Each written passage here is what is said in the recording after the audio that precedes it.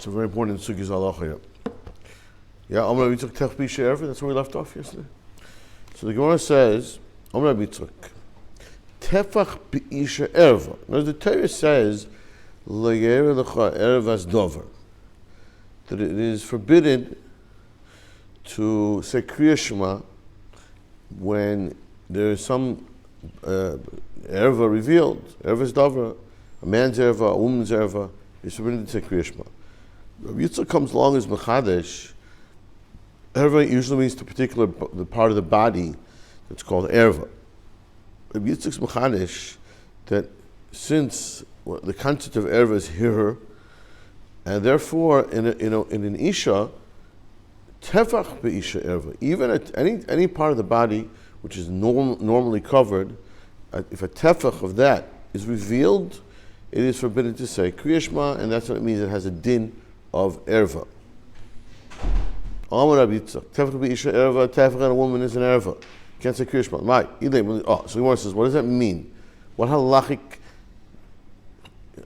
kiddush are you adding by saying that? So he says,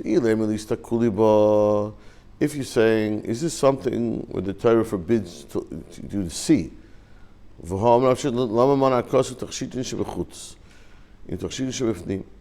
Torah, when it speaks about the tachshitin in Midian over there, it talks about different spoils and the different jewelry, and they put together the jewelry that the woman wears on the outside, finger or whatever, and on the nose, and then with the tachshitim shebifnim, which she wears privately, she wears under the garments.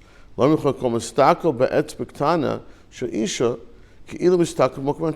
there is no difference halachically. It is completely forbidden to look to be maharar by looking at a woman in any way whatsoever. So obviously tefach be'isha erva, that can't be.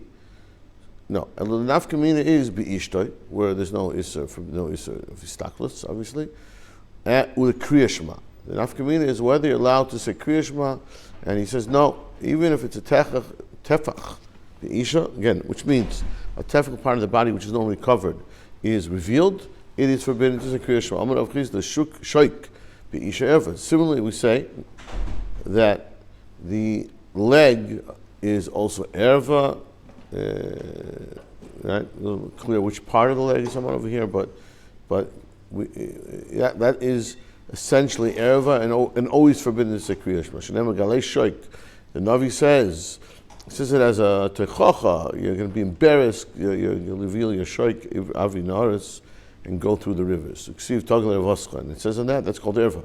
V'gam tirach poscha amar Shmuel kol be'isha erva. Even the voice. Place can say that means a voice when she's singing. The pasuk reveals in shiur that's something of beauty. That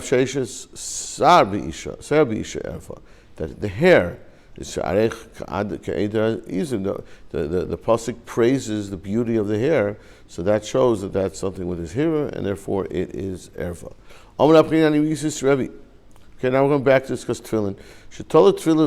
Rebbe hung his tefillin. Now, it means like he had some type of hook or something on the wall, and he hung his tefillin on the hook.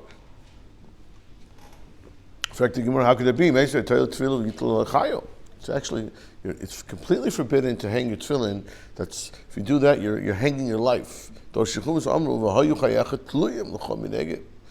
tefillin? That's the source. So the Gemara answers the kasha. That's how you hang it. I mean, if you hang it, put it on the ritzua, like on a hook, and the tefillin's like hanging down, that's a bizoyin to the tefillin. That's also. If you hang it in a way where something that holds the ktitza, the tefillin itself, and the straps hang down, that's okay. Yeah, or it doesn't matter. If you hang it once it's in its case, in its case, wrapped up, that's something else. It's already protected. It's covered. So well, of course. A Sefer Torah, for example, the halacha requires that it not be hung at all. It can never be hanging in anything, even if it's in a case, in a box. Doesn't matter. Kamash Malon, that it's not like a Sefer Torah. Omra B'chanin Ani Re'isis Rebbe, Shegiak Upiak. Okay, now we're in the topic. Now we're going to discussing what things you're not allowed to do during davening. So these are any type of inappropriate action. We'll see. Let's say giak. It's what we call burp. Piak is what we call yawning. Yawn. Satish, he sneezes. Virok, or he spits. So any of these actions, or he tries to clean off some type of bug. He crushes a bug on his clothing.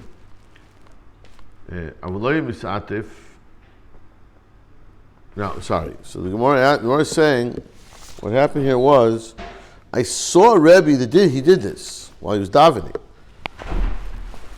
But yet, he was makbid that once he was saying Shemona Esrei, he would not wrap himself in a talis. Now, and when he would cover his mouth, he would put his hand, on his mouth when he would yawn. That's what he saw. So okay, that's the beginning of the story. The story goes on. Person, this is another halacha in davening. A person who raises his voice, and as he makes his words audible in Shemona Esrei that someone else can hear, that is Katan Yamuna. Why do you have to say so loud? HaKadosh Baruch, if you whisper, HaKadosh Baruch Hu can also hear you. If you really raise his voice, make it loud, raise him in Visheket, just what's he yelling about? It's no Visheket.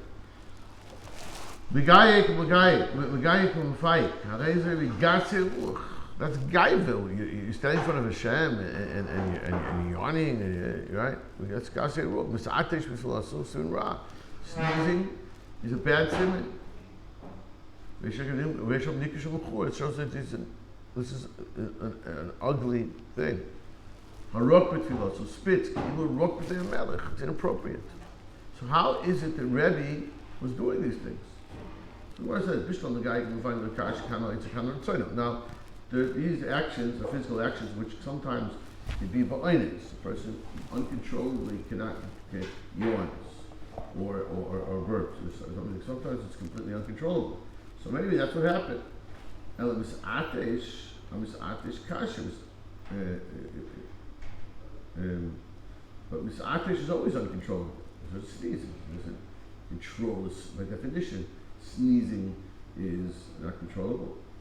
So yet it's a sin ra. So how can it be? The Rebbe is having these sin ra.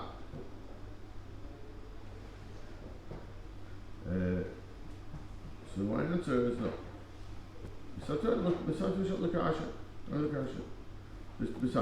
Kamil Malo, that Misatish says sneezing. Kamil Malo is also, Misatish could also be called releasing, just like he releases air, when he sneezes, also he releases gas from the bottom. That's also called Misatish.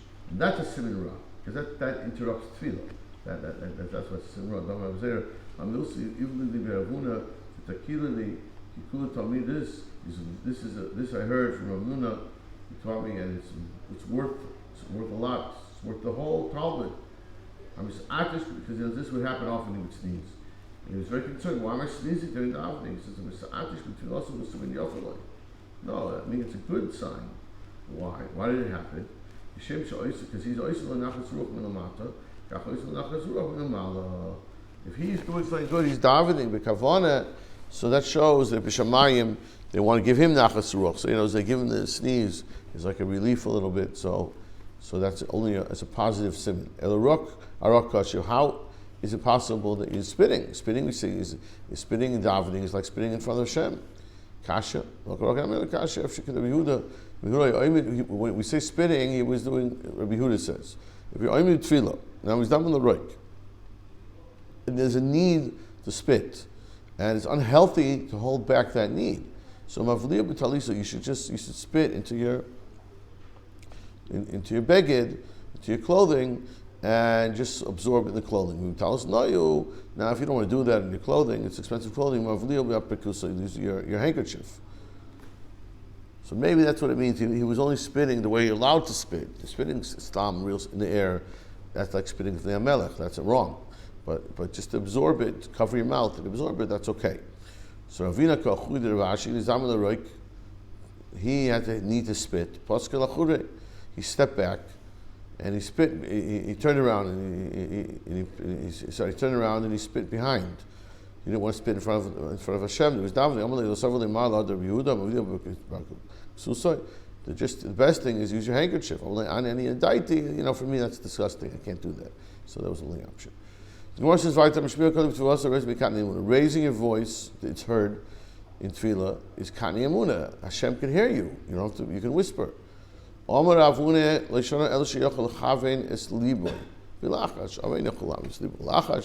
That's if you're doing it to improve your concentration. It's mutter yochid if you're by yourself. So if it helps your concentration in by yourself, it is permissible. But you should never do it with other people because you're going to disturb someone else's kavanah. Rabbi Abba was avoiding Rabbi Yehuda. Why is he avoiding Rabbi Yehuda? What's the story here? Rabbi Abba, you want to come to Eretz Yisrael? He said, enough of this Bavel, I want to go to Eretz Yisrael. And learn Torah in Eretz Yisrael. The Amar of Yehuda.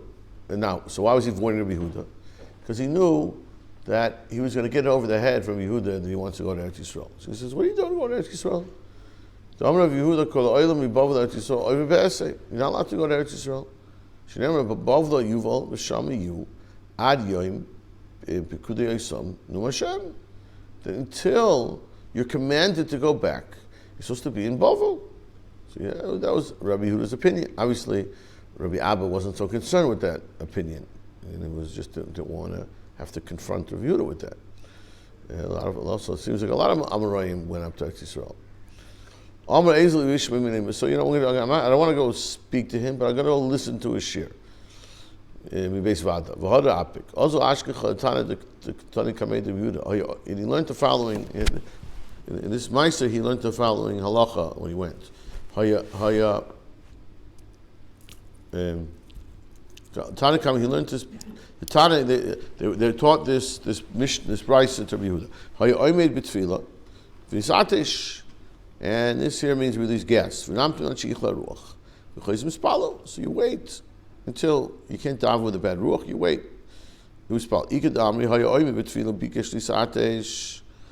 There are those limshat that he was oimid b'tefillah.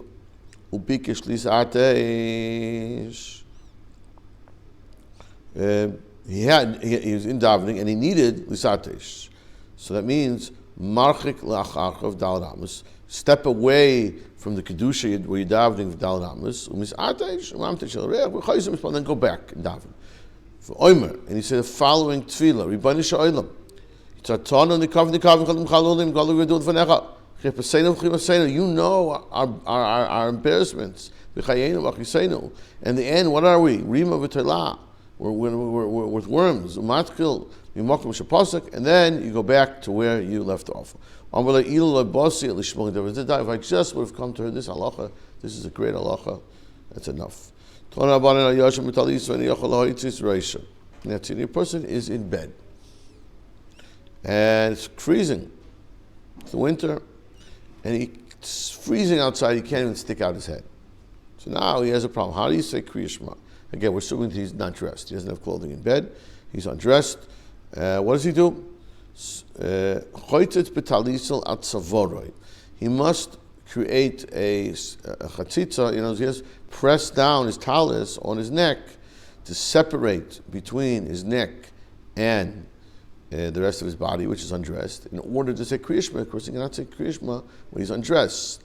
And the halachic definition of dressed is there's something separating that my head will see, maybe my heart, also from the rest of my body, which is the undressed part. So that defined as being, that's somewhat dressed now.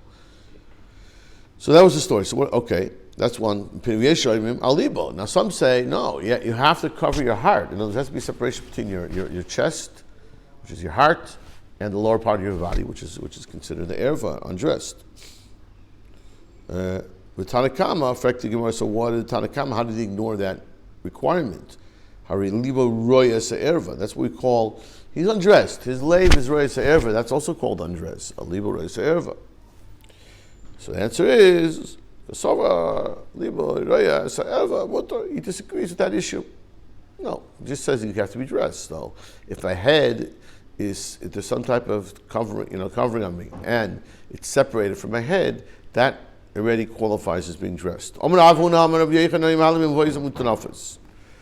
Now, you're walking in the alleys that are unclean, which means there's tzaya, there's things that you can't say Kriya Shema there. So what do?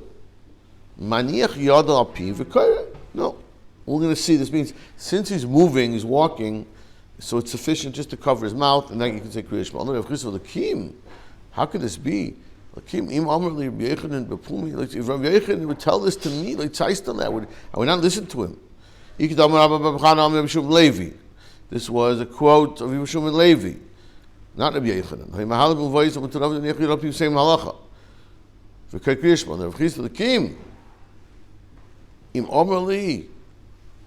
Rabbi Shimon Levi, with his, we actually instruct me of this with his mouth. I wouldn't listen to him. Now, okay. Let's analyze this. Does this make sense? You're not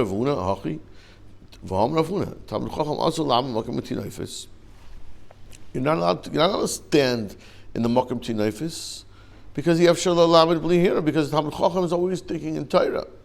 Blihir Torah.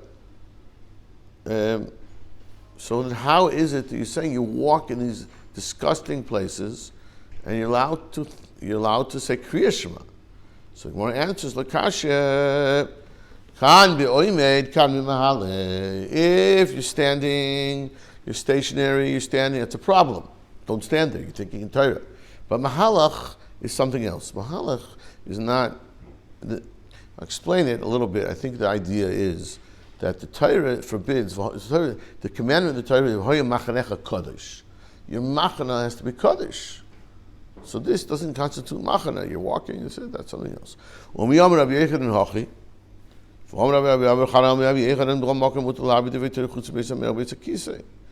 says that you cannot be Mahara in the Beis HaKisei.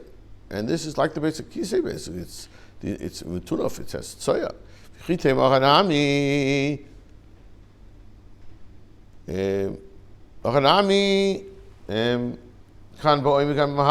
So maybe that's, again, we said the solution to the problem.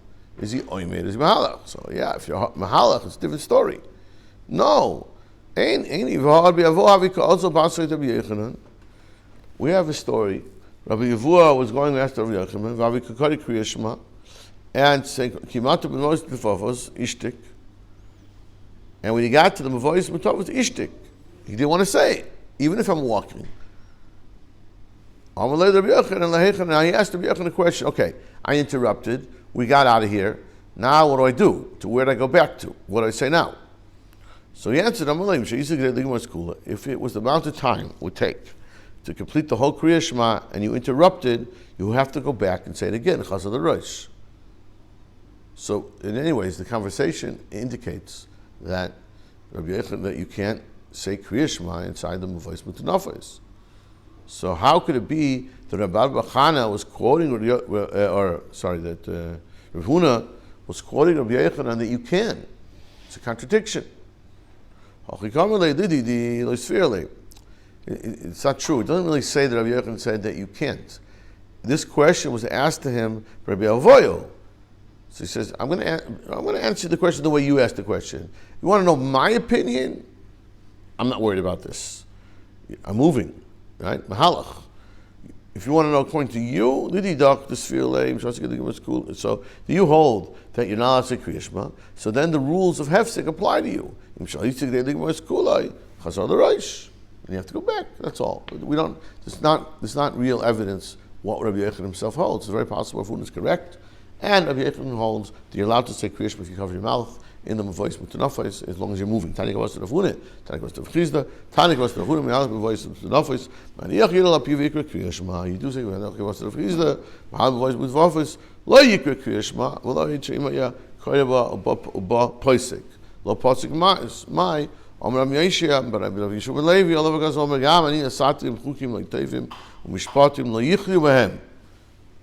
You're not living by the Rasi Omer Havi Moishchei Avoin. You're bringing Avoin.